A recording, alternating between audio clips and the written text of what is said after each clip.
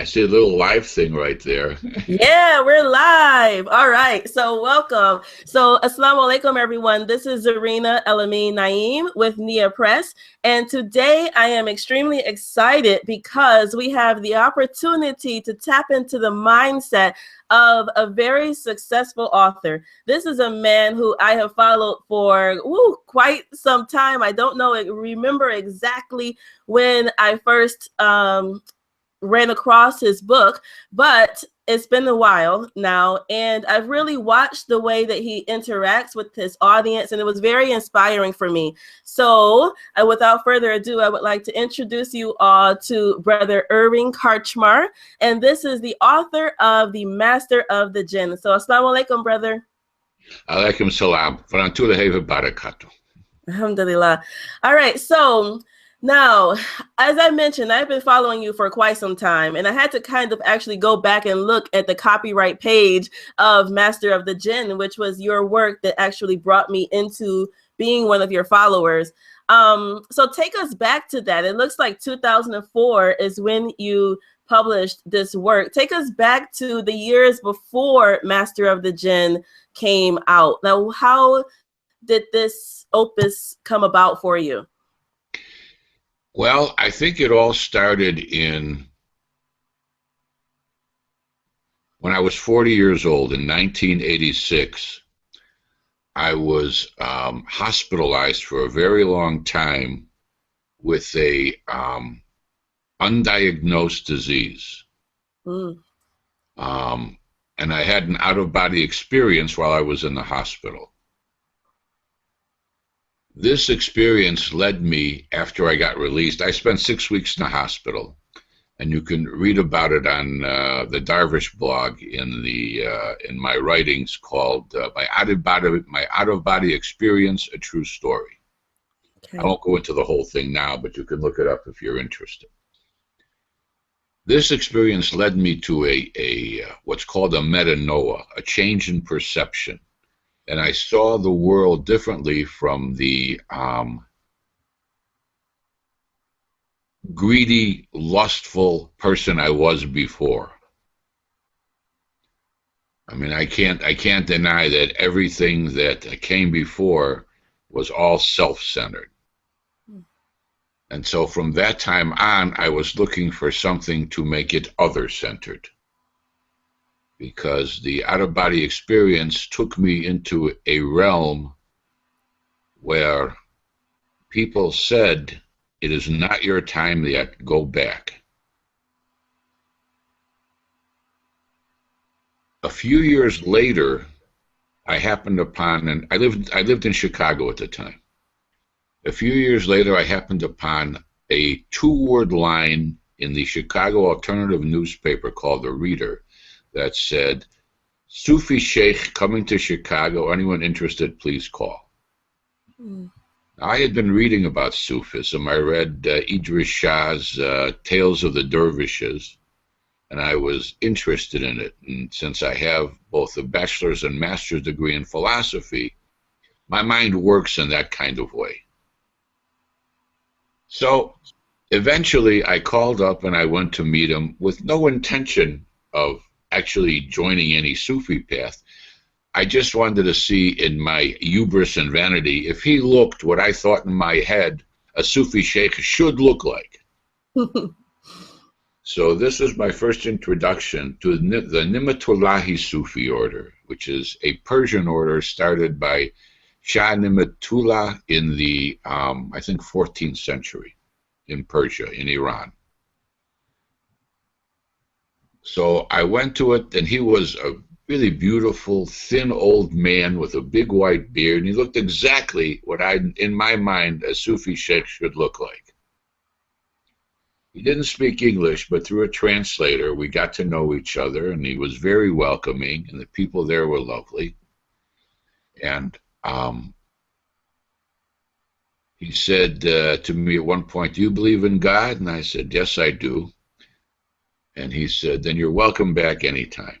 And that was it. Now, the darvish is just a Persian way of saying dervish, which is a disciple of a Sufi order. would invite me back from time to time for dinner, and they had wonderful Persian food, so I would go naturally. And a year later, he came back. And I said, well, I'll go say hello and see how he's doing, because I liked the old man. I had a good feeling about him. Still with no intention of joining. So I went to the Sufi house, and I came into his room and see him, and through a translator, he said, oh, how are you? And I said, that's great. How are you? He said, I'm fine. Come back tomorrow, you're being initiated. That was it. Whoa. He didn't give me any choice. It was like me looking over the edge of the cliff at the wonderful scene below, but not wanting to go down. He stood behind me and pushed me off. Mm-hmm. So I went out and got the few items I needed for initiation, and I came back and I was initiated. That was 1992. So like 6 years after you're out of your body experience. That's right. And during those 6 years, I was reading a lot of spiritual books, some Sufism, some Buddhist, some Christian. I read a lot about, but all the books seemed to center on the holy men of each religion. It wasn't like Christian theology. It was like the Desert Fathers, and, you know, who were as close to the Sufi idea as possible in that time before Islam. Mm-hmm.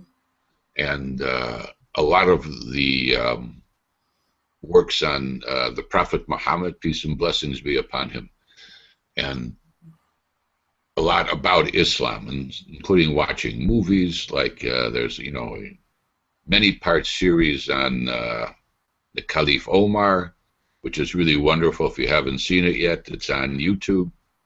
Haven't seen that one. And 6 months later, I went to something called a Digjush in Washington, D.C. A Digjush is a gathering of all the Sufis from around the country that can make it, and we have a big celebration. A Digjush means empty pot.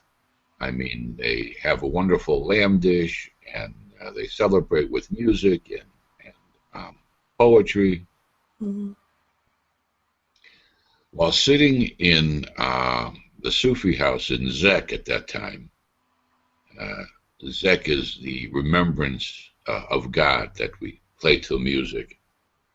I'd been reading about King Solomon and the Jinn, and the idea came to me, you know, King Solomon's ring is a good idea. I mean, nice story there. It's like an adventure story, like Indiana Jones looking for a lost treasure. And that's where the idea came from. So when I went home, I started writing it. Immediately? Immediately. Wow, okay. I wrote the first sentence and the last sentence, and then I had to fill it in. Mm-hmm. I knew what I wanted to say to begin it, and I knew how it should end, because I had been reading a lot of Sufi symbolism, especially about the moth. The moth is in a few places in the book, and it ends with the moth flying to his beloved. So that was how the book began. It took 5 years to write, because though I've been a poet and an editor, I was not a writer of that length. And when I got stuck somewhere, I waited for inspiration. Sometimes it took a week, sometimes it took 6 months until the next line came to me for whatever reason, from what I've read or what I'd seen or working in the back of my head. If you don't think about it, sometimes the idea comes to you. Mm-hmm. Or it came from God. I don't know. Sometimes ideas would come to me that I had no idea where it came from. Anyway, in 5 years, the manuscript was in pretty good shape. I had finished it. I was happy with it. I sent it out to various agents and publishers, and I have many rejection slips to show for it. Yeah. Now, every time I got rejected in a round of sending it out, I would work on the book again. I would go through the whole thing and edit it, add stuff, take it away, get another idea for something, add a scene. So every time I was rejected over a period of the next 5 or 6 years, the book got a little bit better each time, at least in my opinion. Mm-hmm. So the rejections actually helped me make the book better. Mm-hmm. Rejections are not, they're not rejecting you. If the quality of writing is not good, or they don't know how to sell it, or something about it, I took it in the best possible. I said, all right, I'll work on it some more. So this is 12 years later. Woo-wee, that's a long time to actually stay within it, because sometimes, I talk to a lot of people and those rejections kind of hit you to your core. You really begin to feel as though they actually are rejecting you personally. It's true, but to me it was a labor of love when I got invested in the characters. So, and at this time, in the year 2000, a Russian dervish that I knew read the manuscript and liked it very much, and he had it translated into Russian before it came out into English. Oh, wow. I didn't know that it was in Russian actually before English. Right. Okay. It came out in the Russian version in the year 2000. Okay. And which I thought was very nice, and it's still out in another Russian version. That's Do one you of the read Russian, actually? What? Do you read Russian? No. No. None of the languages is translated, and I only read English. Okay. So, but dervishes took a long time, and I am told did an excellent job translating it. Okay. When you trust the translator, it helps a lot. And so far, I've been fortunate that in most of the translations, they were done by not my dervishes, but Sufis of different orders who I am told did a very good job, as well as can be in a translation anyway.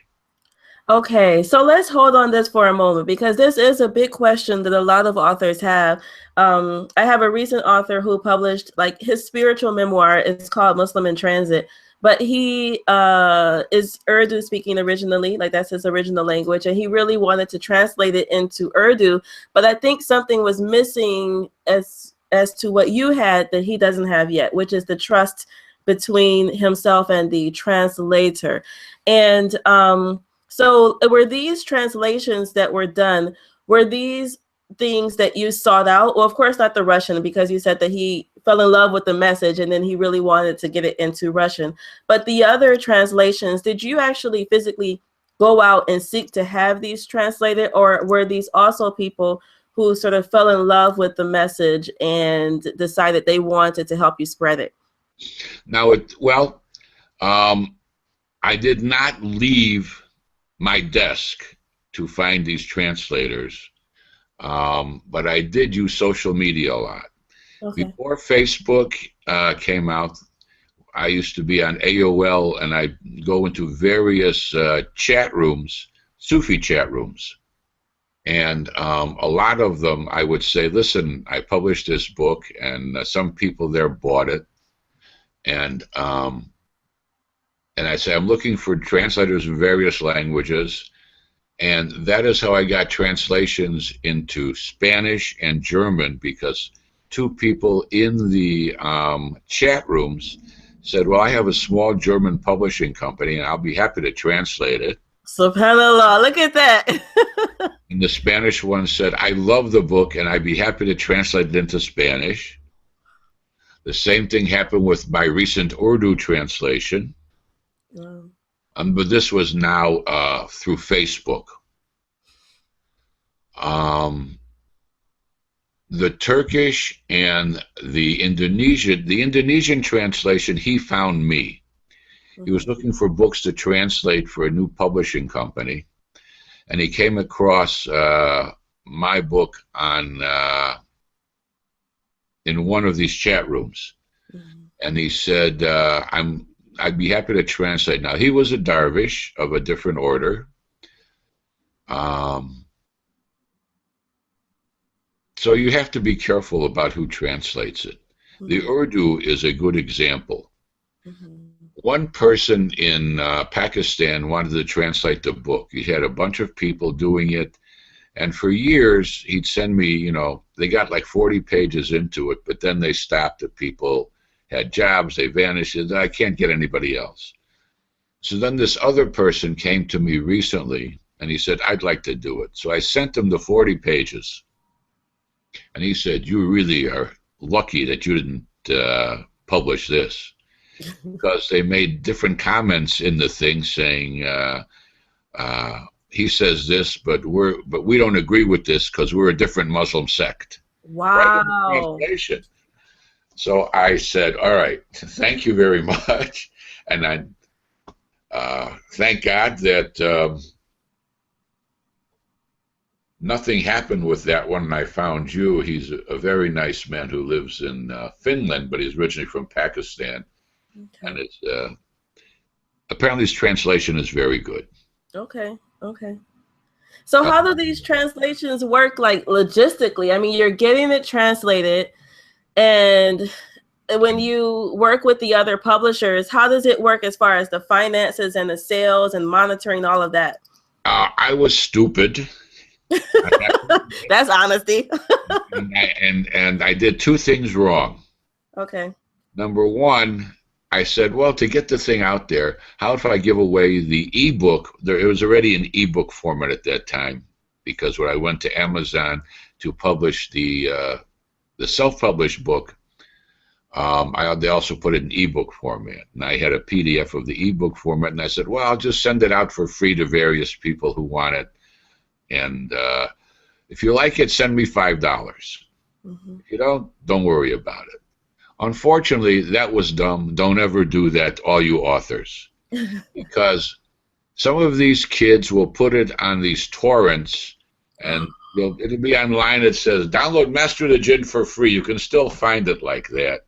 Wow. And so I'm sure I lost millions of dollars in sales that way. Now, I have to tell you, as a self-published author, you're never going to make any money. Uh-oh, don't say that. Well, that's not true. The Martian, the best-selling book and movie, was originally a self-published book.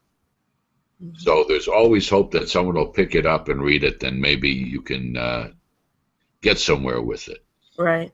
But I published my book in 2004, a few years after 9/11, when nobody wanted to read about good Muslims anywhere in America.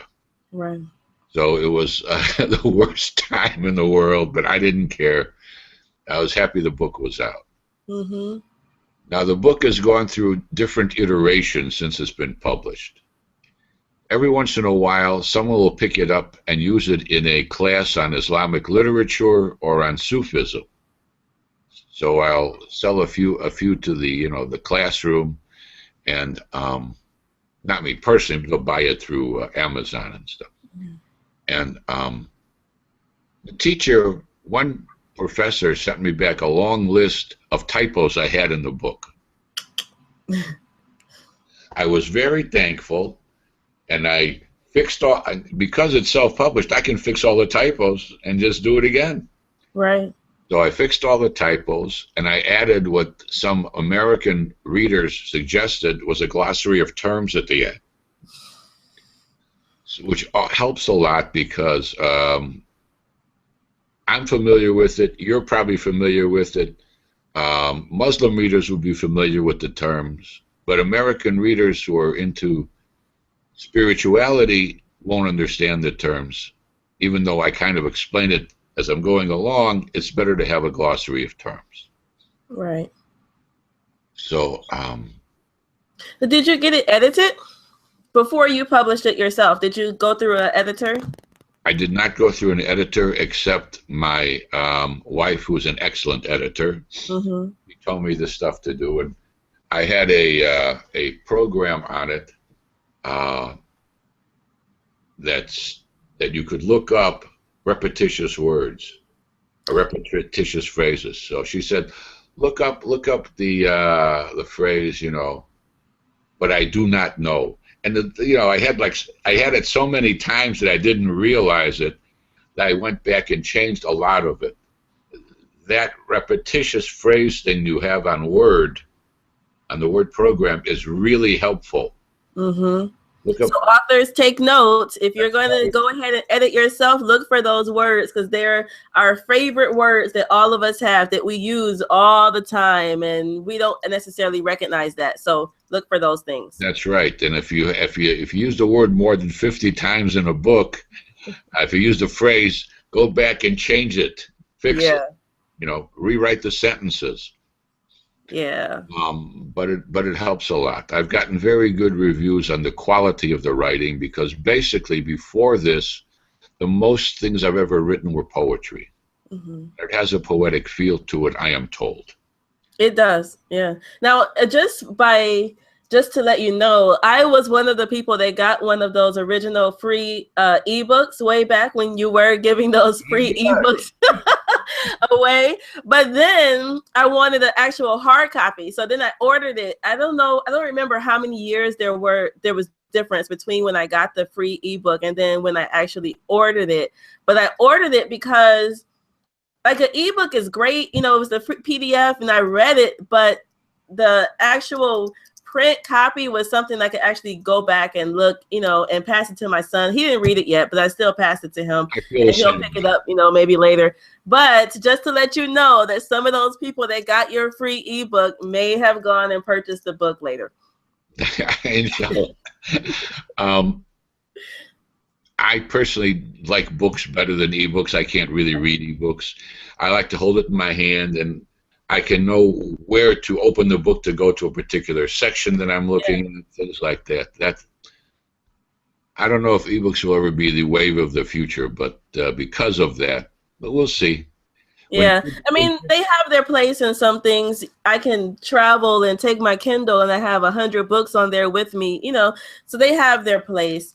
All right, but I want to jump to a moment to like you managing being an author with everything else that you do, because like as you mentioned, jumping into those chat rooms or those groups on AOL and then later on Facebook and all of those things, like that stuff takes time, and you're engaging and you're building with your readers, and you have your blog and you have a lot of things that you have done to kind of build some buzz for you. So like, how do you manage all of that? And how did you do it strategically, or was it kind of like as you find a group, you join it, or how does it work for you with the management of creating the buzz? There were 4 or 5 Sufi groups. Well, there are actually probably 10 Sufi groups on AOL at that time in the early 2000s. I joined them all. And in each one, I started to answer questions, get to know the people. After the book came out, I'd promote the book. And eventually, they got tired of me doing promotion when it's supposed to be a discussion group. So they said, cut that out. And I said, that's fine. I still went in for a while. But eventually, the AOL discussion groups died down as soon as Facebook came out. And what was the one before Facebook? I forget it now. MySpace? MySpace, yeah. Mm-hmm. I was on that too, but I quit that. It was too much for children. Yep. And Facebook, and I started the blog, and I said, well, maybe I should start a blog. And I used to do a different post every day. Now I do it every couple of weeks because I've said everything I had to say just about. And I've told all the stories, and I write about stories I've heard from the Sufi path. If you go to the blog, it's called the Darvish blog. On the right, there's a list of the blog roll. There's my writings and my poets. You can find everything on there. Okay, and I'll put a link to the blog in the comment section, so you all will be able to go to the blog, because it really is, it's a place for spiritual development and inspiration. and just to see kind of the comments that other people have written on there. It's a pretty deep blog. Yeah, So I'll put that in the comments, and you guys will be able to go see it. And in some of the posts, the comments really add to it because they, first of all, they correct me, which I'm always thankful for. And second, they go deeper than I went into what I'm talking about, which is always good. Besides Facebook and the blog, I also have a dedicated page on Facebook for Master of the Jinn, a Sufi novel. It has over 5,000 people on it, but I don't know if any of them ever look at it or ever go to it. You really can't tell with that. But do you get engagement? Like, are people responding to the posts that you put up? Once in a while, a few people will respond. And sometimes I'll ask if you like this, share it on your things. And sometimes I find that they have. I also joined Twitter, and I put little posts on there and little links to whatever's going on. For instance, I just put out the audiobook of Master of the Jinn. I saw that email. So you have an email list too, I guess, because I think I got an email for that. Yes, I sent it to everyone on my email list. That the book came out, and you can listen to a sample on audible.com or on there's a link to it on the Dirish blog. I think it's the latest post. Did you read it yourself, or did you hire someone else? I narrated it myself. I had a friend who is a musician, has a small recording studio in his basement. He recorded it for me. Audible is a good deal because it's also owned by Amazon, the same way as my self-publisher CreateSpace is owned by Amazon. So I put my books out as an ebook on Amazon, on Google Play, and on Smashwords, because Smashwords goes to Barnes & Noble and the iBookstore, and a lot of people have iPads and iPhones that they read books on. Right. All over the world, not just here. So it's really, nowadays, there's no excuse for not being everywhere in the world with your book, because you can. And there's no reason that spiritual books aren't picked up in Indonesia, in I don't know about Russia and Turkey, because it's, well, let me talk about that for a minute. Yeah. I made a mistake because I said, well, if it makes a lot of money, I'd like a royalty deal from all these foreign publishers. Don't do it. Okay. Don't do it. Say, if you like my book, you can buy the rights to your country for a period of 5 years, 10 years, or indefinitely, depending on how much money you're willing to come up with. Because I guarantee you, if you make royalty deals, you may see the advance check of a few $100s and maybe one more, and then all of a sudden, nothing will happen. Because and you really have no way to monitor it. Not only no way to monitor it, but they're not invested in it. If they buy the thing outright, they're invested in making it as profitable for them as possible. So they will actually spend more on advertising, more on publicity for it. I mean, they wanted me to fly over to Indonesia to promote the book. I'd be happy to, but I'm a poor Dirish. If you pay my way, I'll go. Right. Do that. They were one of the largest publishers in Indonesia, but they didn't want to do that. Wow.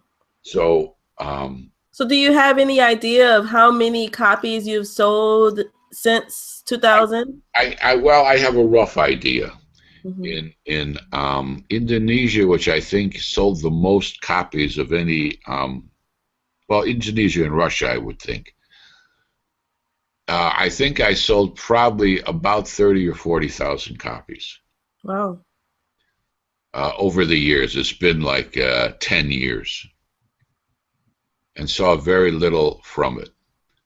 Monetarily. Yes. In Russia, since the Dervishes translated, I donated all my royalties to the Sufi house there, which is part of our order, and very happy to do it.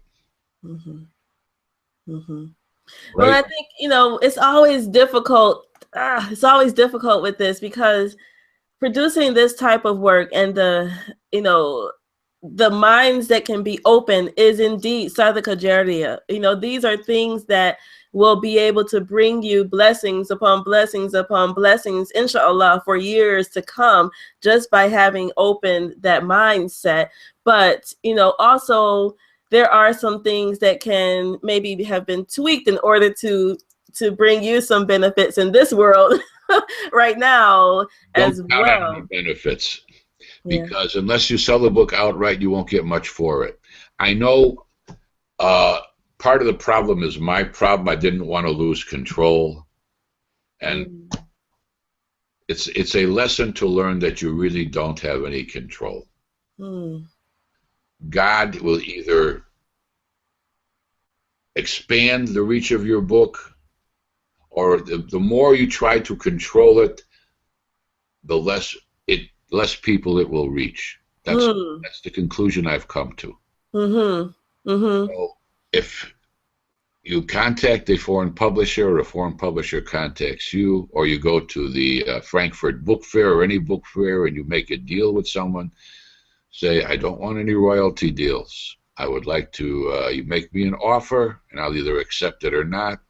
And because my book could be in 100 other countries and I wouldn't know about it, and no one would tell me. Yeah. So I trust in God that because it's a spiritual book, whoever it is supposed to reach, it will reach, and that's the purpose of it. It's not for me to make any money, because believe me, in the 12 years I've been publishing it, I've sold maybe 3,000 or 4,000 copies in English. Not a lot. It's a few hundred copies a year. Single copies through Amazon, just by keeping promoting it. And whatever is sold in different languages, alhamdulillah. Alhamdulillah. I hope it reaches some people and inspires some people to maybe join a Sufi path, or discover Islam, a different side of Islam. Nothing but good can come of it if I don't try to keep control. That's a powerful message that you're sharing with us now. We live in some times where I'm an anthropologist by trade. Like, my background is in anthropology. So, like, one of the reasons that we started Nia Press and this whole movement, we have something called the Nia Authors Group, which is teaching people, mostly Muslims and spiritually led people, how to self-publish their works. And the majority of the books that are coming through there are fiction, spiritual titles, or spiritual memoirs. But one of the reasons that we started this whole thing is because I feel that we have to do some cultural shifts. We have to do some U-turns in the way that we are operating as human beings. And so the messages that we are putting out are things that have been inspired to us. Like, Allah gave you that book. That was a gift from Allah directly to you. And over a span of years, you're receiving inspiration and writing it down. And those things take time, but they were gifts, from Allah to you. And so in teaching people how to share their gifts with other people out into the world, and balancing still everything else that they have in life. So they have this strong message on their heart, but then they have to work, they have to feed themselves, they have to feed their families, and all of the other things that are coming about. I'm finding that balance is where some of the difficulty comes in. We have good intentions in putting out our messages in order to improve the world and bring about that cultural shift. But balancing everything else that we have going on in our lives is kind of difficult. And from what it sounds like, from what you said, that you never really turned that book into a full-time career from that one book, right? It was, you still continue to work and do everything else to feed your family, to support yourself. And this book was sort of, you know, the spiritual side of you. Like looking back, would you have maybe approached the sales of the book a little bit differently, or even from now going forward? This is still an asset that you have. Is it something that you think you want to start making money from? Well, I don't know how quite to do that yet. I'm working on it. I've been sending the book out to various people. I'm not worried about it anymore. I'm retired pretty much now. Writers, as much as writers can retire, right? We never retire, do we? Because we can, as long as we can type, we can retire. Now, there's one secret to my publishing this book that nowadays people don't have the advantage of, and that's distraction. When I wrote the book started in 1992, I didn't have a computer. I had a Brother word processor with a screen, and so I was not distracted by anything. I didn't say, well, I'll look at Facebook first before I start writing. Right, right. I would come home from work, watch TV for a while, and then about 9 o'clock I would start writing. The first thing I would do was go over stuff and edit what I had. Then I would start writing until 11 or 11:30, and then I'd go to sleep. So I would write for 2 or 3 hours every night, and on the weekends I would write. But I had no distractions. I would read books. I would read spiritual books. I would go to the library and do whatever research I had to do. But I had no computer. Even though they had rudimentary computers then, I didn't have one. And so that was the blessing that let me, because I get distracted easily. So easily. All of us do. All of us. So those of you who are listening, and this is something that I always talk about in our NIA Authors group, is like you need to take away those distractions. So don't try to approach the spiritual writing of your book and you have 15 windows open on your computer, or you have your phone right there and people are texting you and doing all kinds of things. Like the writing of this is a serious endeavor. And even within Islam, we say that the pen is mightier than the sword. So what you are doing has the ability to make some major impacts in the world. And Allah tells us that, He is the ultimate fashioner. He is the creator, but He is giving you a bit of that creativity in order to make some changes in the world. So take it seriously and put aside your distractions, I'll say. So thank you for that reminder. Believe me, it's very difficult to stop that. You should put aside whatever time you do to write. Turn off your phone. Don't open anything except the Word program or whoever you use for writing. If you're writing on a tablet, write on a tablet. And always keep a small notebook and pen with you wherever you go, because whenever you think of something, write it down. Keep it by your bedside. If you have a thought just before you go to sleep, which is sometimes where you get the best thoughts, when your mind is kind of stop thinking about the day and you're about to doze off, write it down. She'll have it the next morning. Sometimes it turns out to be nothing. Sometimes it turns out to be something. You never know. Right, that's those gems. All right, well, Jazakallahu khairan. I'll put the link down below. If you could give us the link, just verbalize it. How can they get in contact with you? You can get in contact with me through the book's website. Has a contact form. It's masterofthejinn.com, and you can get in touch with me through my email address, irvingk1945@gmail.com. You can leave comments on the Darvish blog, which is http:// //Darish.wordpress.com, or you can go find me on Facebook, Irving Karchmar. I'm easily found on Facebook. No one else has that name in the history of the world. Ah, you're lucky. You are lucky. All right. So before I let you go, I just want to know what's next for you. You know, you're retired now. What's next? More writing. I still am working on the sequel to Master of the Jinn. Mm-hmm. That's Tale of the Jinn, right? Tale of the Jinn. Inshallah, to be finished before I die. Inshallah. Oh, inshallah. I'm working on I just put out a book of poetry, a collection of essays called Lessons in Love, and a novella I wrote when I was 26 called Puerto Diablo. It's a tale of good and evil.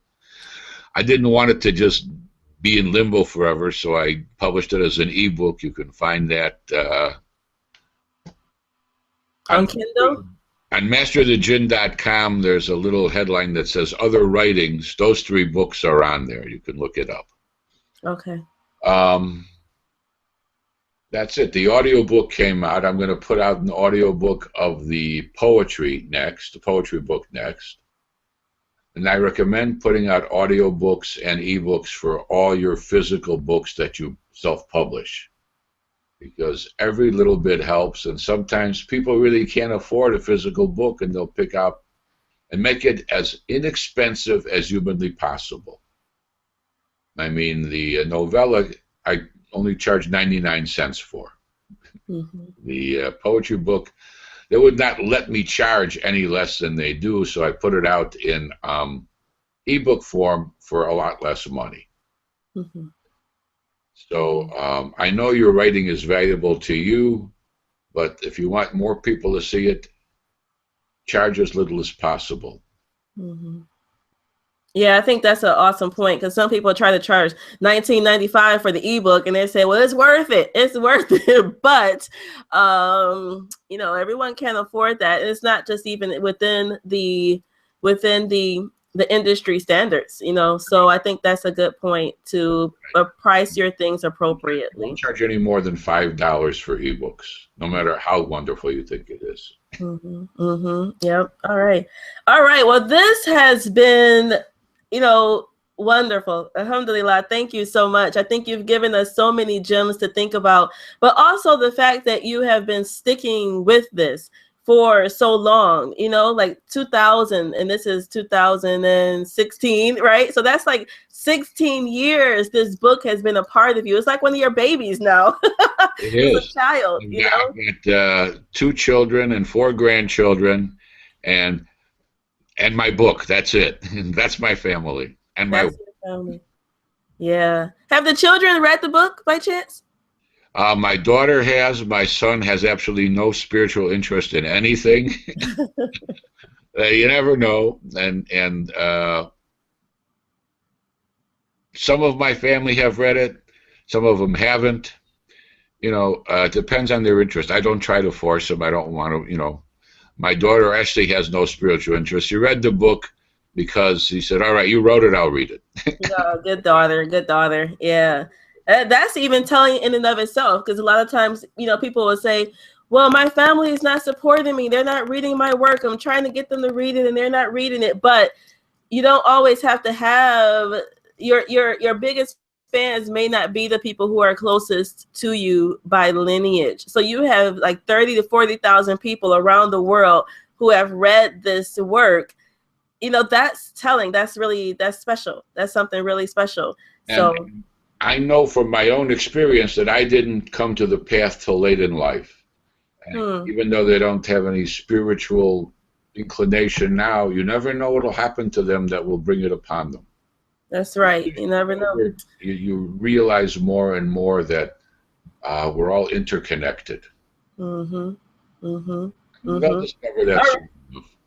Yes, well, thank you so much. I'm going to share this across the world as well. So I really hope that it inspires other Yeah. people as well as new authors that are working on their work, and they will be able to reach out to you and pick up your own copy of Master of the Jinn. Just go to masterofthejinn.com, and I'll make sure that all of the links are in the comment section. So thank you so much, brother. Assalamu alaikum. Alaikum salam. Please send me a link to what you're going to put out. Yes, definitely will do. Yep. All right. Assalamu alaikum.